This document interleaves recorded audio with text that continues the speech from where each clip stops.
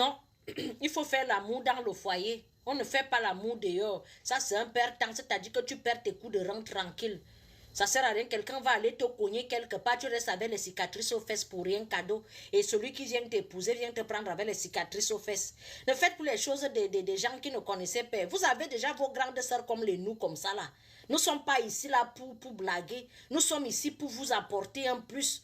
Les maningungwali bons que vous allez faire à gauche et à droite là, sans bénéfice là, c'est des choses, des regrets.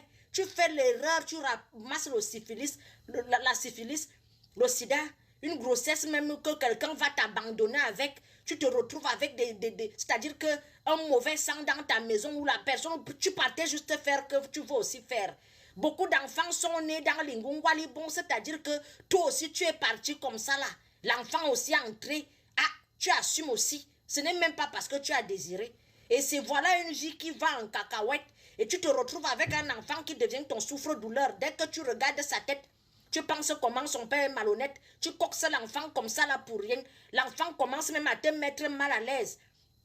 Quand tu vas te remarier, soit tu vas déposer l'enfant là chez ta mère. Quand tu l'amènes, même tu le regardes en genre. Parce qu'il y a les blessures. Tu ne sais pas pourquoi tu faisais. Ne tombez pas dans les pièges. Les pièges que certaines tantines sont tombées ici dehors.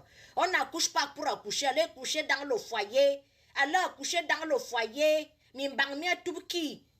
Les noyaux ne fuient pas. Prends un temps pour tout. Allez découvrir même l'homme. L'idéal c'est dans un couple, dans un foyer. On te perfore, tu cherches quoi, hein? Après ça va finir par des regrets, par les insultes, par la bagarration. Tu cherches déjà son caleçon pour aller l'attacher chez le marabout. Pourquoi tu vas attacher ces noyaux?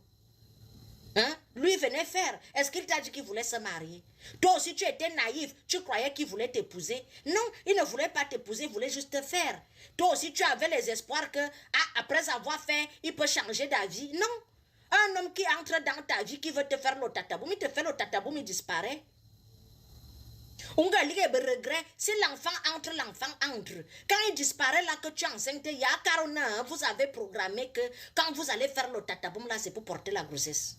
Vous n'avez pas programmé une grossesse, vous n'avez pas programmé une relation sérieuse, vous n'avez rien programmé, tu es parti avec tes petits pieds, toi-même tu es parti te coucher, la grossesse entre, tu t'attends à quoi?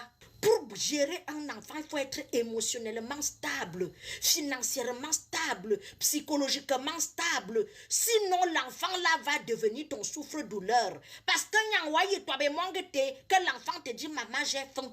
Tu te regardes comme ça, tu n'as même pas 5 francs sur toi et tu penses comment son père en train de boire les bières au bar avec les Wolwos, avec les poutres. Tu peux devenir, c'est-à-dire que tu peux devenir folle dans la follation. Te voilà, tu commences à détester l'enfant. L'enfant t'a demandé à naître, non. L'enfant t'a appelé, non. Juste pourquoi tu partais faire. Quand tu partais faire, tu croyais qu'il était sérieux. Tu croyais qu'il était honnête parce qu'il te racontait la Bible.